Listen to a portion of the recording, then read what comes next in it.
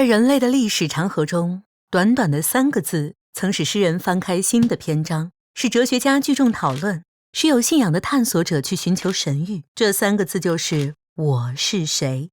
从刻在阿波罗神庙的古希腊警句了解你自己，到现代摇滚乐队 The Who 的摇滚名曲你是谁，哲学家、心理学家、学者、科学家、艺术家、神学家、政治家都曾为这个有关身份的问题绞尽脑汁，他们的猜想各不相同，差异很大，而且在要点上缺乏共识。这些可都是些聪慧绝伦、思维天马行空之人，得到一个正确的答案，怎么会这么难呢？这其中一个很大的挑战就在于身份一致性这个观念的复杂特质。哪个你才是我是谁这个问题中真正讨论的谁？是今天的你，5年前的你，亦或是50年后的你？而我是谁中的事又说的是什么时间段的事呢？是指这一周你的状态，今天的状态，这1个小时的状态，还是说只有眼前这1秒？还有你的哪一个部分才是真正的你呢？你的肉体，你的思想和情感，还是你做出的实际行动？这些抽象的逻辑问题如一滩浑水，让我们难以把握解决问题的关键。那么用希腊历史学家普鲁塔克的船的故事来说明这件事可能是比较合适的。他本人就曾用这个故事阐释过这个问题的复杂性。你为什么是我？故事是这样的，传说中创立了雅典的雅典王特修斯，单枪匹马地在克里特屠杀了弥诺陶洛斯，也就是那个邪恶的人身牛头怪物，然后乘船而归。为了纪念这一壮举，雅典人1000年来不辞辛苦地在港口维护着他的船，然后每年都用他的船重新完成他的航行。只要船的一个部分出现了损坏，雅典人就会用一样的材料做出一块相同的来把它替换下来，到最后船上没有一块是原来的部分了。普鲁塔克认为特修斯的这艘船就是一个哲学悖论的范例，它体现了身份一致性这个难题。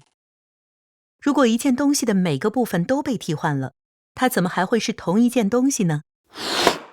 让我们想象一下，有这么2艘船，船 A 是特修斯停泊在雅典的那艘，船 B 则是1000年后由雅典人航行的那艘。那么很简单，我们的问题就是船 A 等于船 B 吗？有的人会说，1000年来特修斯的船只有这1艘，而且对他做的改造是逐渐进行的，在任何一个时间点，它都是那艘传奇式的船。即使船 A 与船 B 已经完全没有相同的部分，但它们具有数目的同一性，也就是说它们是唯一且一样的，所以船 A 等于船 B。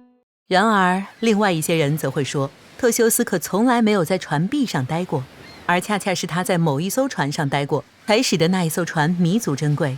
如果没有他，那这艘船就不存在。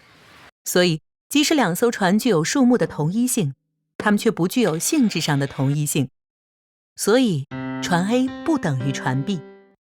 但让我们想象一下下面这个问题，如果每当船上一块旧的部分被替换下来，都有一个人把它们全部收集起来，然后重新用它们造出原来的那艘船呢？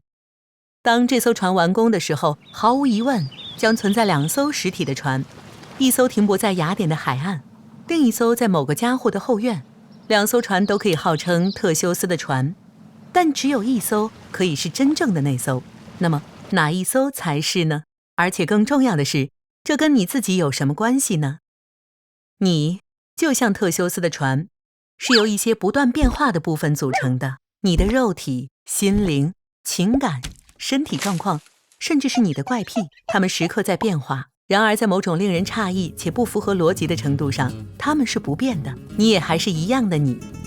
这就是为什么我是谁这个问题如此复杂的原因之一。可是为了回答它，你必须像那些古圣先贤一样，愿意潜入深不可测的哲学悖论的海洋。或者也许你只需要回答，我是一个传奇式的英雄，在伟大的航行中驾驶着一艘伟大的船，这也算是一个答案。准备好继续尝试思维试验吗？试试这个，您愿意过无痛人生吗？答案可能远比您想象的更复杂。观看这段视频了解更多。